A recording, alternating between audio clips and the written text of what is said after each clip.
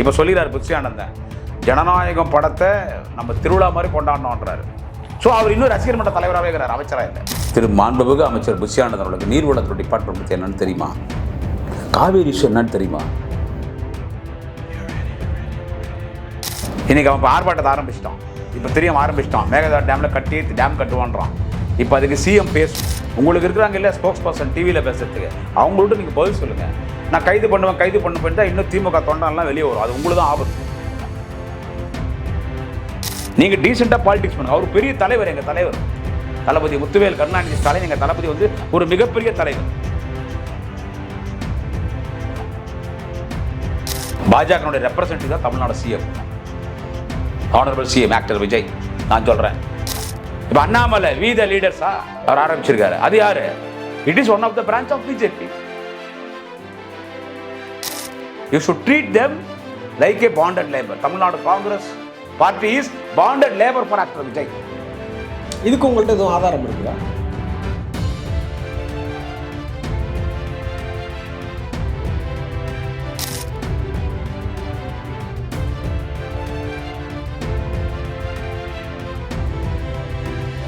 ஜாம்பவான் நேயர்கள் அனைவருக்கும் வணக்கம். நான் உங்கள் கார்த்திக் ராஜா. இன்னைக்கு நம்மோட அரங்கத்துல யார் இணைஞ்சிருக்கிறாங்க அப்படின்னா, திராவிட முன்னேற்ற கழகத்தை சார்ந்த நட்சத்திர பேச்சாளர், யூடியூபர்லையுமே ஒரு ஸ்டார் யூடியூபர் அப்படின்னு சொல்லக்கூடிய அளவுக்கு ஒரு நட்சத்திர பேச்சாளராக விளங்கக்கூடிய திரு குடியாத்தம் குமரன் அவர்கள் தான் இணைஞ்சிருக்காங்க. அவங்களை சந்திக்கலாம். சார் வணக்கம். வணக்கம், வாழ்க. விஜய் அவர்கள் அவரோட அந்த கூட்டத்தில், அமைச்சரவை கூட்டத்தில் கூட ரொம்ப தீர்க்கமா சொல்றாரு சார், எனக்கு நெருக்கமானவர்கள் கூட ஊழல் செய்யறாங்கன்னு கேள்விப்பட்டா அவங்க மேல தக்க நடவடிக்கை எடுப்பேன் அப்படின்னு சொன்னதாக. செஞ்சுதானே சார் இருக்கிறாங்க, செஞ்சுதானே இருக்கிறாங்க. எங்க செய்யல? செஞ்சுதானே. அவர் எல்லா அதிகாரிகளும் வெளியே அனுப்பிச்சிட்டாராம். சரி, நான் இன்னொன்று வரேன். திரு விஜய் சார் அவர்கள் நேர்மையாக ஆட்சி நடத்தலாம். ஒருவேளை அவர் விஜய்க்கு இதுக்கு அவர் சம்மந்தம் இல்லாமல் இருக்கலாம். ஏன்னா நம்ம ஜாம்பவான் டிவியில் நான் நிறைய சொல்லிக்கிறேன், அவர் பார்க்காத பணம் காசு கிடையாது. இந்த உலகத்தில் என்னென்ன சுக வாழ்க்கை இருக்குது, என்னென்ன அனுபவிக்கணும் எல்லாத்தையும் அனுபவிச்சிட்டார். நீ திருடி அனுபவிச்சா நான் சொல்ல வரல, சினிமாவில் நடித்த சம்பாரிச்சு அனுபவிச்சிட்டேன். உனக்கு நீ காசு பணம் எந்த சுகத்தை எல்லாத்தையும் பார்த்துட்டேன். நீ மக்களுக்கு சேவை பண்ணலாம் அப்படின்னு வந்திருக்கலாம். ஊழல் நீ பண்ணாமல் இருக்கலாம். உன் மந்திரி பண்ணும் போது நீ நடவடிக்கை எடு. நீ சொல்கிற எனக்கு நெருக்கமாக இருந்தவங்க நான் விடமாட்டேன் பண்ணினுக்கிறாங்களே. எங்கள் முதலமைச்சர் வந்து ஒரு நம்பர் போட்டார், யார் ஊழல் நம்பர் இல்லை, யார் ஊழல் பண்ணாலும் இந்த நம்பருக்கு ஃபோன் பண்ணுங்க. எல்லா ஆட்சியிலும் தான் பார்க்குது. அது எங்கள் ஆட்சியில் தான் இருந்துச்சு, இந்த நம்பருக்கு ஃபோன் பண்ணுவாங்க. எங்கள் ஆட்சியில் தான் இருந்துச்சு, ஜெயலலிதா ஆட்சியில் இருந்துச்சு, எடப்பாடி பழனிசாமி ஆட்சியில் இருந்துச்சு, ஓபிஎஸ் இருக்கும்போது இருந்துச்சு, தலைவர் கலைஞர் இருக்கும்போது இருந்துச்சு, புரட்சி தலைவர் எம்ஜிஆர் காலத்தில் இருந்துச்சு, அறிஞர் அண்ணா காலத்தில் இருந்துச்சு. இந்த நம்பருன்றது எல்லா ஊழல் பண்ணால் அதில் ஃபோன் பண்ணி சொல்லுங்கன்னு, அதிகாரி ஊழல் பண்ண சொல்லுங்கன்னு. எல்லா ஆட்சியில் தான் இருந்துச்சு. எல்லா ஆட்சியிலையும் லஞ்ச ஒழிப்புத்துறை வந்து ரைடுக்கு போவாங்க, அதிகாரிகளை அரெஸ்ட் பண்ணிடுறாங்க, எக்ஸ்ட்ரா இருக்கிற பணத்தை கைப்பற்றிருக்காங்க. இது எல்லா ஆட்சியும் நடக்கிறதான். இதை நீ தொடர்ந்து இதை செய்வியா, அதிகாரி உனக்கு அப்படியே ரிப்பீட் ஆகிடுவான். எங்கள் ஆட்சி போனது காரணம் அதிகாரிங்க. இவங்க அதிகாரி கண்டுக்காம விட்டாங்க. இப்போ ஆட்சி நடத்துறது யாரு? அதிகாரி. நீ அதிகாரி மேல் நடவடிக்கை எடுத்துட்டா? ஒரு மக்களால் தேர்ந்தெடுக்கப்பட்ட ஒரு அரசாங்கம், அதனுடைய கடைநிலை ஊழியர் வரைக்குமே அது ஒட்டுமொத்த அரசாங்கம் தான். ஆமாம், அந்த அரசாங்கத்தை மக்களால் தேர்ந்தெடுக்கப்பட்ட அமைச்சர்கள் தானே ஆட்சி செய்கிறாங்க. எப்படி அதிகாரி சார்? யாருக்கும் ஒன்றும் தெரியாது சார். சார் ஒன்று வேணா, அவர் திரு புஷி ஆனந்தங்கிறாரு, இட்டுன்னு போக முடியலன்னு சொன்னார்ல புஷி ஆனந்தன், பாண்டிச்சேரிக்காரு. அவருக்கு என்ன சார் தெரியும்? நீ சார் உனக்கு கேட்குறேன், திரு புஷி ஆனந்தன் அவர்கள் என்ன யூடியூப்பில் பார்த்துருக்கலாம், தெரிஞ்சுக்கலான்னு நான் அவரை கேட்குறேன். பெரியவர் திரு மாண்புமிகு அமைச்சர் புஷி ஆனந்தன் அவர்களுக்கு நீர்வளத்துறை டிபார்ட்மெண்ட் பற்றி என்னன்னு தெரியுமா? காவேரி இஷ்யூ என்னன்னு தெரியுமா? மேகதாது டேம் இஷ்யூ என்னன்னு அதை ஒருத்தர் கேட்குறாங்க. அவர் இப்போ இது ஒரு புஷி ஆனந்தன் வராரு, சார் மேகதாது டேம் விவகாரம் என்ன சார், கர்நாடகாவில் வாட்டாள் நகராஜ் ஆர்ப்பாட்டம் பண்ணுகிற என்ன சார்னா, வரேன் மகிழ்ச்சி வாழ்க வணக்கம் ஆண்டு ஓட்டார் சார். தெரியாது. வாட்டாள் நகராஜ் பிரச்சனை ஆரம்பிச்சா தெரியுமாங்க? வாட்டாள் நகராஜ் யார் தெரியுமா உங்களுக்கு? கர்நாடகா வெறிய. நான் பெங்களூரில் பிறந்தவன். தமிழ்காரனை பார்த்தா கொங்கானுவான் வாட்டாள் நகராஜ். 1991 300 தமிழர்களை சாகடிச்சான். நம் தமிழ் பெண்களின் கற்பு சூறையாடப்பட்டது காவேரி இஷ்யூல. வாட்டாள் நகராஜ் அவன் கன்னடக்காரனே கிடையாது, அது தெரியுமா? நிறைய பேர் தெரியாது. அவன் தெலுங்கு. வாட்டாள் நாகராஜ் பை பர்த் ஈசனே தெலுங்கு பர்சன். அவன் மதர் டங் தெலுங்கு. அவனுக்கு கன்னடத்துக்கு சம்மந்தமே கிடையாது. அவன் கன்னட செலுவொலி சங்கான்னு நம்ம தமிழ்காரங்க எதிர் நம்ம தமிழ் படம் ஓட விட மாட்டான், தமிழ் பஸ் அடிப்பான். காவேரீஸ்வரம் முதல்ல தமிழ்கார் 91 அதிபயங்கரமான கலவரம் நடந்துச்சு. அப்போல்லாம் நான் பெங்களூரில் சின்ன பையன். இந்த இந்த கூலி வேலை செய்ய வருவாங்கல்ல தமிழ்நாட்டிலேருந்து நிறைய இந்த Dharmapuri district, Krishnagiri district, Tiruvannamalai district, நம்ம வேலூர் மாவட்டம், திருவள்ளூர் மாவட்டம், காஞ்சிபுரம் மாவட்டம், இந்த மாதிரி ஏரியாவுக்கு தமிழர்கள் தான் அங்கே கூலி வேலை செய்ய போனாங்க. அவங்களாம் அதனால் ஒரு சாதாரண குடிசையில் இருப்பாங்க. அந்த மாதிரி கன்னடக்காரனுக்கு என்ன பண்ணாங்க, கன்னட வெறியர்கள் அந்த டைமில் நம்ம தமிழ் பெண்கள் எல்லாம் கதற கற்பழிச்சாங்க. இலங்கையில் நடந்துச்சு பாருங்க. அந்த மாதிரிலாம் பண்ணான் ஆட்டல் நகராட்சி. இன்னைக்கு அவன் இப்போ ஆர்ப்பாட்டத்தை ஆரம்பிச்சிட்டான். இப்போ தெரியும் ஆரம்பிச்சிட்டான். மேகதாது டேமில் டேம் கட்டுவான்றான். இப்போ அதுக்கு சிஎம் பேசணும். போல்டா இறங்கி சிஎம் பேசுவாரா? சிஎம் சரி புஷி ஆனந்தம் பேசுவாரா? தெரியாது அவருக்கு என்னன்னு சொல்லி. அப்போ அதிகாரி தான் இப்போ டீல் பண்ணுவான் அந்த கேஸை. தெரியாதுங்க. எல்லாருமே வரும்போது எல்லாத்தையும் தெரிஞ்சுக்கிட்டே சரி தெரிஞ்சுக்கின்னு திருடுங்க. தெரியாம திருடுறீங்களா? மாட்டிக்கிறீங்களா? இப்போ திருடுறீங்க, எல்லாத்தையும் தெரிஞ்சுங்க. கொஞ்சம் எக்ஸ்பீரியன்ஸ் ஆன பேர் திருடுங்க. யாரும் திருடாததுக்கு போறதில்ல. எல்லாருக்கும் பொருந்துமா இது? எல்லாருக்கும் பொருந்தும். தப்பு பண்றவனுக்கு பொருந்தும்.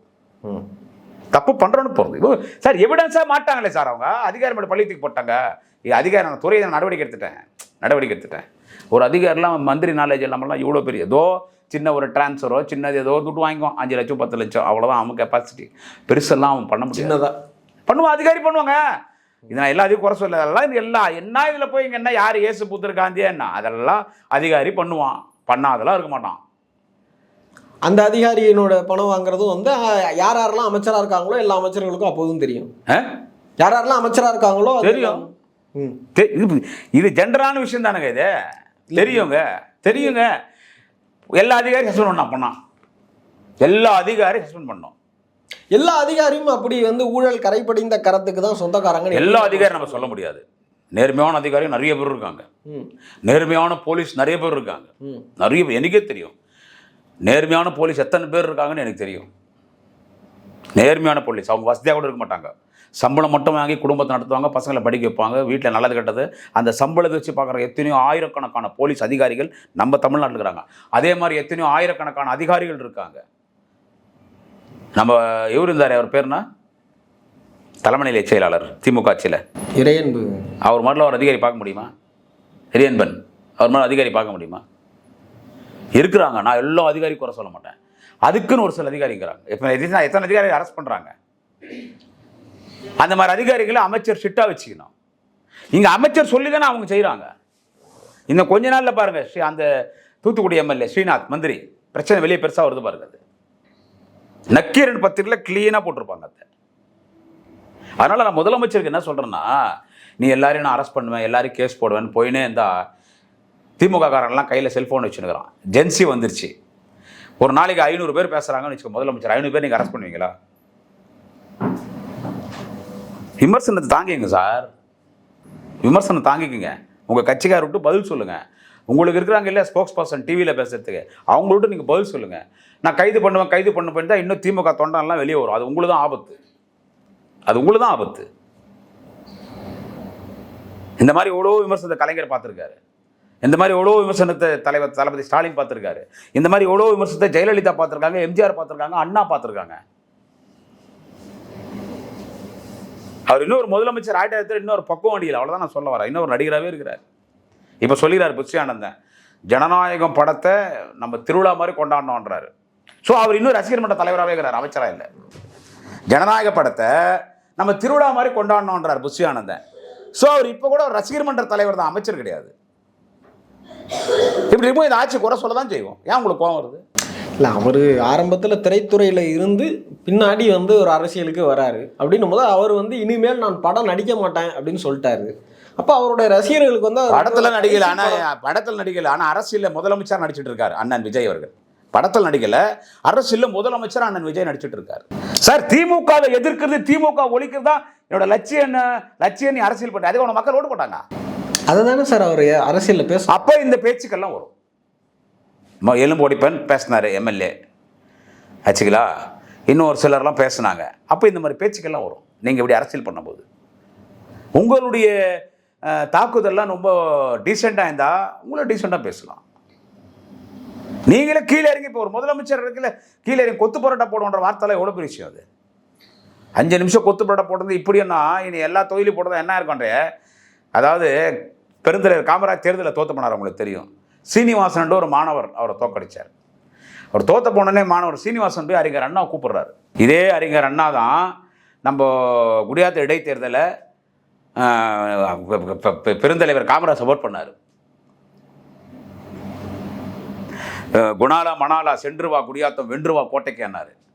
அதே பெருந்தலைவர் காமராஜ் எடுத்து நாங்கள் அரசியல் பண்ணுற சூழ்நிலை வந்துச்சு. காமராஜர் தோத்து போனார். காமராஜர் தோத்துட்டார். திமுகனுடைய வேட்பாளர் சீனிவாசன் ஒரு மாணவர், அவர் தோத்துட்டார். அப்போ சீனிவாசன் போய் அறிஞர் அண்ணா கூப்பிடுறாரு. நான் காமராஜரை தோக்கடிச்சிட்டேன், இல்லை ஒரு பெரிய பாராட்டு கூட எனக்கு நடத்துறாங்க, நீங்கள் வந்து பேசுங்கன்றாரு.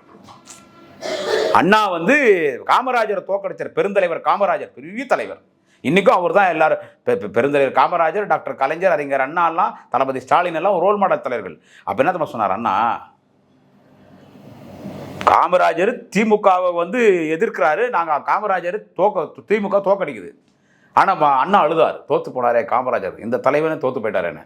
அந்த மாணவன் சீனிவாஸ் வந்து ஜெயிச்ச கூப்பிடும் போது அவர் சொன்னார், உனக்கு பாராட்டோட நான் வரணுமா? ஏண்டா மகாத்மா காந்தியை கோஷ்டியை சுட்டான், அவன் சுட்டதில் துப்பாக்கி கொண்டு போய் அவர் நெஞ்சில் போட்டு இறந்துட்டார். அவர் நெஞ்சியே பொழந்த துப்பாக்கி குண்டுக்கு அவனா பாராட்டு நடத்துவானான்னாரு. அப்போது அவர் சீனிவாசன் எங்கே கம்பேர் பண்ணுறாரு? மகாத்மா காந்தியை சுட்ட தோட்டான்னா அப்போ நீ காமராஜரை வீழ்த்திட்ட, உனக்கு நான் பாராட்டு கொடுத்து வரணுமான்னு கேட்டாருங்க. நீ கொத்து பரோட்டா போட்டாங்கன்ற அந்த காலத்து அரசியல். சினிமாவில் பேசுகிற மாதிரி நீங்கள் பேசினீங்கன்னா இப்படி தான் சார் பேசுவாங்க, இப்படி தான் உங்களை திட்டுவாங்க, இன்னும் நிறைய திட்டுவாங்க, பயந்துனாலாம் போக மாட்டாங்க. நீங்கள் டீசெண்டாக பாலிடிக்ஸ் பண்ணுங்க. அவர் பெரிய தலைவர், எங்கள் தலைவர் தளபதி முத்துவேல் கருணாநிதி ஸ்டாலின் எங்கள் தளபதி வந்து ஒரு மிகப்பெரிய தலைவர், ஒரு பெரிய தலைவருங்க அவரை. நீ எப்படி அவர் வந்து ஹேண்டில் பண்ணுற? அவர் அரசியல் பண்ண ஆரம்பிச்சா நீங்கள்லாம் தாங்குவீங்களா? அவர் இன்னும் பண்ணல. இன்னைக்கு தான் காட்டமாக சொல்லிக்கிறார், சட்டத்தை நாச்சா சாட்டான் ஆச்சான்னு இன்னைக்கு தான் பேசுகிறார், சாத்தான் ஆச்சான்னு பேசியிருக்காரு. நான் இப்பயும் சொல்கிறேன், முதலமைச்சர் சொல்கிறேன், நீங்களே நான் 5 வருஷம் இருப்பேன், நான் தான் 10 வருஷம் இருப்பேன், நான் தான் 50 வருஷம் இருப்பேன்னா மக்கள் உங்களுக்கு ஓட்டு போட்டால் மிஷின் உங்களுக்கு சப்போர்ட் பண்ணிச்சுன்னா இருந்துன்னு போங்க, அதை பற்றி ஒன்றும் கவலை இல்லை. திமுக மாதிரி தோத்த கட்சியில், திமுக நிறுத்த கட்சியில் உங்களுடைய தாக்குதல், உங்களோட அறிக்கைகள், விமர்சனங்கள்லாம் டீசெண்டாக நீங்கள் முதலமைச்சருங்க. உங்கள் கீழே இருக்கிறவங்க கட்சிக்காரன் அந்த பையன் ஒருத்தனை இப்போ பேர்னா லயோலாமணி, இப்போ அந்த பையன் வந்து பாடநூல் கழக தலைவராக போடுறாங்க. அந்த மாதிரி யாருன்னா பேசிட்டு போட்டோம். லயோலாமணி தான் பாடநூல் கழக தலைவர். அவர் இப்போ மேடையில் பேசின பேச்செல்லாம் உங்களுக்கு தெரியும், அதை கூட நான் விமர்சிக்கல தெரியுமா? லயோலாமணி இப்போ வந்து என்ன ஒரு சேனலில் கேட்டாங்க, லயோலாமணி வந்து பாடநூல் கழக தலைவராக போடுறாங்களே, உங்கள் கருத்து என்னன்னு. பேச்சாளர் 2 முறையே என்னுடைய வாழ்த்துக்கள். நீங்கள் எப்படி லயோலாமணியை போடலாம் நான் கேட்க வரல. நான் ஒரு பேச்சாளர், அந்த தம்பி ஒரு பேச்சாளர். ஒரு பேச்சாளருக்கு அங்கே வாய்ப்பு கொடுத்துறாங்களா? சந்தோஷம். இனிமே கரெக்டாக நீ இப்போ ஒரு பாடநூல் கழக தலைவர், இதுக்கு முன்னால் பேசுறதெல்லாம் விட்டுடு. இப்போ நீ ஒரு பாடநூல் கழகத்தில் நான் விமர்சனம் பண்ணேன், நான் விமர்சனம் பண்ணல, என்ன எங்களுக்கு எதுவும் கிடைக்கல, உனக்கு அங்கே கொடுத்துக்கிறாரு. நீ நீ எவ்வளோ அசிங்கமாக அநாகரிகமாக எவ்வளோ கேவலமாலாம் பேசிக்கிற, இப்போ கொடுத்துட்டாங்க ரைட். என்ன மாதிரி நீ ஒரு பேச்சாளர் ஒரு கட்சிக்காரர் கொடுத்துறாங்க. அவர் சீமான் கூட இருந்தவர் தான், யாரு லயோலாமணி அங்கே இருந்தவர், இப்போ கொடுத்துக்கிறாங்க. சந்தோஷம், ரைட், ஓகே, வாழ்த்துக்கள் தம்பி. இனிமே அப்படியெல்லாம் பேசாத. பசங்க பாட புத்தகத்தை நீ வந்து நீ தான் அதை வந்து உருவாக்குற இடத்துல இருக்கிற. கிட்டத்தட்ட உன்னை ஒரு ஆசிரியர் ஸ்தானத்தை உட்கார வச்சுக்கிறாங்க. இனிமே அப்படி பேசாதான் சொன்னேன் தவிர நான் விமர்சனம் பண்ணல. அந்த மாதிரி ஆள் பேசலாம், நீங்க பேசலாமா? ஆதவர்ஜனாவே அப்படிலாம் பேசக்கூடாது. அவர் நீ மந்திரியா இருக்கிறாரு, குறைஞ்சது முதலமைச்சர் நீங்களாவது டீசெண்டா பேசலாமே. நீங்க ஒரு 4ஆம் தர பேச்சாளர் மாதிரி பேசினா திமுக எம்எல்ஏக்கும் கோவம் வரும், மந்திரிக்கும் கோவம் வரும், உதயநாதனுக்கும் கோவம் வரும், தளபதிக்கும் கோவம் வரும், குடியாத்துக்கு போற மாதிரி பேச்சாளருக்கும் கோவம் வரும். சோத்துல உப்பு போட்டு சாப்பிட்றோம் நாங்க, சப்புன்னு சாப்பிடல. நீங்க உங்களை நீங்க பேசுறது நீங்க கரெக்ட் பண்ணிக்கங்க. அதே மாதிரி திமுக வந்து மெல்லமா பாஜகவை நோக்கி நகர தொடங்குது அப்படிங்கிற மாதிரியான அதுக்கு என்ன சாட்சி இல்ல? என்ன சாட்சி? What is evidence you are having? நாங்க பாஜக இருக்கிறோன்றதுக்கு. பாஜகனுடைய ஒரு கிளை தான் டிவிகே. பாஜகனுடைய ரெப்ரசன்டேட்டிவ் தான் Tamil Nadu CM, honourable CM actor Vijay. நான் சொல்றேன், அவங்க தான் உனக்கு இவிஎம் மிஷினில் ஹெல்ப் பண்ணிக்கிறாங்க. நான் சொல்கிறேன், காங்கிரஸ் வந்து தாவேகாவோட இருக்கிறாங்க. அது காங்கிரஸ் அவன் ஒரு 4-5 பேர், அவன் பிச்சைக்கார பசங்க, அதை விட்டு தள்ளுங்க. அது செத்து போன இது உப்பு ஊறுகாய் இல்லாத காங்கிரஸ் அதெல்லாம் விட்டுதுங்க. அந்த காங்கிரஸுடைய தலைவரை தானே நீங்க, இளம் தலைவரை தானே நீங்க பிரதமர். ஆமாங்க, சொன்னோம். ஆமா, எங்க தலைவர் தளபதி தான் சொன்னாரு. எங்கள் தலைவர் தளபதி, தேச தலைவன் அண்ணன் முத்துவேல் கருணாநிதி ஸ்டாலின், இந்த இந்தியாவிலே முதல் ராகுல் காந்தி தான் பிரதமர் வேட்பாளர் என்று பிரகடனம் செய்த தலைவர் எங்கள் தலைவன் தளபதி அவர்கள். அவங்க அம்மா சோனியா காந்தின்னு சொல்ல, ஏன்னா மிகுந்த மரியாதைக்குரிய அவர் மீது என்றைக்கும் மரியாதை உண்டு. தெய்வத்தாய் அன்னை சோனியாவுக்கு தெரியும் என் பையனுக்கு அந்த தகுதி இல்லைன்னு. மல்லிகார்ஜுன கார்கே சொல்ல, சீனியர் லீடர் கர்நாடகாவில் மல்லிகார்ஜுன கார்கே சொல்ல, யாருமே சொல்லங்க, தளபதி தான் சொன்னார். அவ்வளோ மரியாதை கொடுத்தோம். அந்த மரியாதை நீங்கள் காப்பாற்றினீங்களா? ஒரு விஜய் நடிகை மாசு இருக்குன்னு போயிட்டீங்க. எல்லா பிஜேபிக்காரர் கேட்டாங்க, அவங்கெல்லாம் காங்கிரஸ் சப்போர்ட் பண்ணுறான்றாங்க, சப்போர்ட் வாங்கிட்டா நாங்கள் ஆட்சி அமைக்கணும்னு வாங்கி அவனை அடிமையாக வச்சுக்கோன்ட்டாங்க. 2 மந்திரி பதவி கொடுத்து அவனை அடிமையாக வச்சுக்கோ. காலத்துக்கு காங்கிரஸ் தமிழ்நாட்டில் உனக்கு லேபராக இருக்கணும். You should treat them like a bonded labour. Vijay, you should treat them like a bonded labor. Tamil Nadu Congress party is bonded labor for actor Vijay. இதுக்கு உங்கள்ட்ட எதுவும் ஆதாரம் இருக்குதா? இப்படியான ஒரு ஜெயின் செக்னு ஜாலரா அடிக்கிறாங்களே, இது வேற ஆதாரம் இருக்குது. ஜெயின் செக்னு ஜாலரா அடிக்கிறாங்களங்க. போன 5 வருடம் உங்க கூட கூட்டணியில் இருந்தப்போ, போன 5 வருடம் எங்க கூட கூட்டணியில் இருந்தது வேற, அவங்க கூட கூட்டணியில் இருந்தது வேற. எங்க கூட கூட்டணியில் இருந்து வேற, அவங்க கூட கூட்டணியில் இருந்து வேற. எங்களுக்கு ஒன்றும் அவங்க பாட்டுக்கு அவங்க ஏதோ ஒரு வேலை பார்த்தவரை எங்களுக்கெல்லாம் ஒன்றும் அவங்க ஒன்றும் சப்போர்ட், எங்களுக்கு எதிர்ப்பாக தான் இருந்தாங்க. அப்பயே காங்கிரஸ்காரன் ஒத்தோட எங்களுக்கு ஓட்டு போடல தெரியுமா? காங்கிரஸ்காரன் ஒத்தோட எங்களுக்கு ஓட்டு போடலீங்க. அவன் அங்கதான் போறான்னா, காங்கிரஸ்காரன் விட்டோம், நாங்களும் போய் தொலைடான்னு. இப்போ காங்கிரஸ்காரன் தேர்தல் முன்னால அவன் அங்கதான் போறான்னா, நாங்களும் விட்டோம், ஓடி போடுறான்னு. அன்னை சோனியா, மரியாதைக்குரிய அன்னை சோனியா அவர்கள், மரியாதைக்குரிய மல்லிகா அர்ஜுனை, காங்கிரஸ் சீனியர் மோஸ்ட் லீடர்ஸ் தமிழ்நாட்டில் சிதம்பரம் போன்றவர்கள் எல்லாம் இல்லை திமுக தான் இருக்கணும்னு வந்தாங்க. அந்த 28 தொகுதி திமுக நின்றுந்தா 20 தொகுதி திமுக ஜெயிச்சிருக்கு. ஆமாங்க, திமுக ஜெயிச்சிருக்குங்க. அவனுக்கு எப்பெல்லாம் அந்த காங்கிரஸ் கொடுக்குமோ அங்கே தான் ஏடிஎம்கே ஜெயிக்குது. இப்போ அங்கே தான் டிவிகே ஜெயிச்சிக்குது. 4-5 பேர் அவங்க. விஸ்வநாதன் ஒரு மந்திரியா என்ன டான்ஸ் போட்டார பார்த்தீங்களா? அந்த காலேஜில் வாடி வாடி வாடியோ போடி போடி போடியோன்னு கைப்படாத சிடி. கைப்படாத சிடி என்ன பற்றி சொல்லுப்பா? கைப்படாத சிடி. கைப்படாத சிடி. அப்புறமா என்ன வாடி போடின்னு பார்த்தேன். சும்மா இப்படி என்றாரு, ஸ்டூடெண்ட்ஸ் எல்லாம் இப்படி என்றாங்க. அப்புறம் இன்னும் நல்ல ஜோரா இப்படி ஆடுறாரு காங்கிரஸ் எம்எல்ஏ. எல்லாரும் வேற ஆட சொல்றாரு. இன்னும் 1/2 மணி நேரம் டான்ஸ் ஆடினார்னா அந்த டீச்சர் வீட்டுக்காரன் டைவர்ஸ் போட்டிருப்பான் டீச்சரை. என்ன டான்ஸ் ஆடினார்? சரி ஆடின்னு போ. என்ன சொல்றது? அவங்க ஒரு லேபராக வச்சிருக்கிறாங்க காங்கிரஸ். அதுவும் பிஜேபி பாலிடிக்ஸ் தான். பிஜேபி அனுமதி இல்லாம காங்கிரஸ் கூட்டணிக்கு விஜய் போயிருவா? அப்படியா? ஆதரவு வாங்கிக்கோரா? யாரடா ஏமாத்துறீங்க? செங்கோட்டையன் போய் அமித்ஷா பார்க்குறாரு பிஜேபியில் சேர்றான்னு. 2ஆவது நாள் போய் விஜய் கிட்ட கட்சியில் சேர்றாரு. அமித்ஷா சொன்னது என்ன தெரியுமா? அங்கே நாங்கள் விஜய் தயார் பண்ணி விட்டோம், இப்போ நாங்கள் விஜய் தயார் பண்ணிட்டு விஜய் கிட்ட போய் சேர்ந்துட்டாங்க. இப்போ அண்ணாமலை வீத லீடர்ஸா நான் அந்த அமைப்பு அவர் ஆரம்பிச்சிருக்காரு. அது யாரு? It is one of the branch of BJP. ஆனா அவர் மாநில உரிமைகளுக்காகலாம் தொடர்ந்து பேச வேண்டியது. அப்படியே அவர் ஒரு மாநாடு நடத்தினாருங்க இதுல கோயம்புத்தூர்ல, பொள்ளாச்சியில பார்த்தோம் அந்த மாநாடு.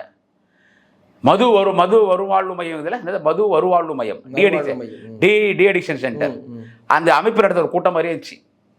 சாராயத்தை ஒழிச்சிடுற, மது கிடையாது. அது நல்ல விஷயம். மது ஒழிக்கிறன்றது நல்ல விஷயம்தான். அது குடிகாரம் கூட அதை ஏற்றுக்குவான். கடை முட்டா 4 நாள் கஷ்டப்படுவேன், இல்லை செத்து போயிடுவேன், அப்படி மீண்டு வந்தால் நான் மீண்டுக்கிறேன். இல்லை மது கூட முட்டான், அது வரவே தகாத நாடு, அது சாத்தி புரியும். அது இப்போ மது போதைன்னு பஸ் ஸ்டாண்ட் போதை பொருள் ஒழிக்கப்படும்னு விஜய் நான் போர்டு வச்சுக்கிறாரில்ல. எல்லா பஸ் ஸ்டாண்ட்லையும் பார்த்தீங்களா? நீங்கள் சென்னையில் ஃபுல்லாக பார்த்தேன், 3 நாள் சுற்றி நிற்கிறேன். ஒரே கையெழுத்து போடு சார் விஜய் சார், அண்ணா விஜய் அண்ணா ஒரே கையெழுத்து போடு. நைட்டு 12 மணிக்கு போடுற கையெழுத்து. நம்ம மோடி எது பண்ணால் நைட்டு 12 மணி தான் பண்ணுவார். ஒரே கையெழுத்து. பூரண முதலுக்கு முடிஞ்சு போயிடுச்சு. நாளைக்கு காலையில் அந்த கடையில் என்ன சொல்லிட்டு இருக்கிற சரக்கு போகிற ஆந்திராவுக்கு வித்துரு, இல்லைன்னா கர்நாடகாவுக்கு வித்துரு. அந்த மதுபான கடையில் வேலை செய்கிற ஊழியர்களை வேறு வேலை கொடுத்துரு, ஆல்டர்னேட்டாக வேலை கொடுத்துரு. ஒரே நைட்டில் கடை மூடு. உன்னை கடவுள் மாதிரி பார்க்குறாங்களா இல்லையா பாரு, முடிவியா? இப்போ ஒரு ஹோட்டலோட தண்ணி அடிக்கும்போது சைடிஷ் வேணும் இல்லை? இந்த சாகனா கடை ஒன்று இருக்கும், பாருன்னு சொல்லுவாங்க. சாகனா கடை முட்டை, மீன், சுண்டல், போட்டி, ஈரல் எல்லாம் விற்பாங்க. தனி பாக்கெட்டு எல்லாம் விற்பான். அந்த கடையில் தான் நைட்டு 12 மணி மேலே சரக்கு வைப்பான். அந்த சாகனா கடை சரியா இல்லைன்னு சொல்லி நல்ல அந்த அந்த பார் ரிச்சான ஃபுட்டோட நீ சரக்கு சாப்பிட்டே சாப்பாடு சாப்பிடலாம். இப்போ அந்த பார் அறிமுகப்படுத்திட்டார்ல, இப்போ அந்த பார் அறிமுகப்படுத்திக்கிறாரு. அப்போ யார் பூர்ண முதல்ல ஒழிக்கிறது? எல்லாமே அவ்வளோதான், சும்மா எல்லாமே பேச்சுக்கள் தான், எல்லாம் டைலாக் ஸ்கிரிப்ட் படிக்கிறது தான். இதுதான் உங்கள் ஆட்சி. ஒழுங்காக ஆட்சி நடத்துங்க. தளபதி எங்கள் தலைவர் தளபதி அண்ணன் முத்துவேல் கருணாநிதி சொல்லி உங்களை பாராட்டுவார். நடத்துங்க. நீங்கள் முதல்ல ஆட்சி நீங்கள் ஒழுங்காக நடத்துங்க. பேச்சை குறைச்சிக்கிங்க.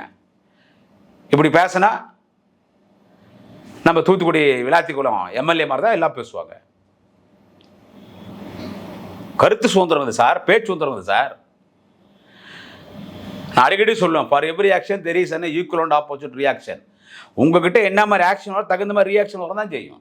அரங்கத்திற்கு வந்திருந்து பல்வேறு கேள்விகளுக்கு பதில் சொல்லியிருக்கிறீங்க. உங்களுடைய நேரத்திற்கும் கருத்துக்களுக்கும் நன்றி சார். வாழ்க.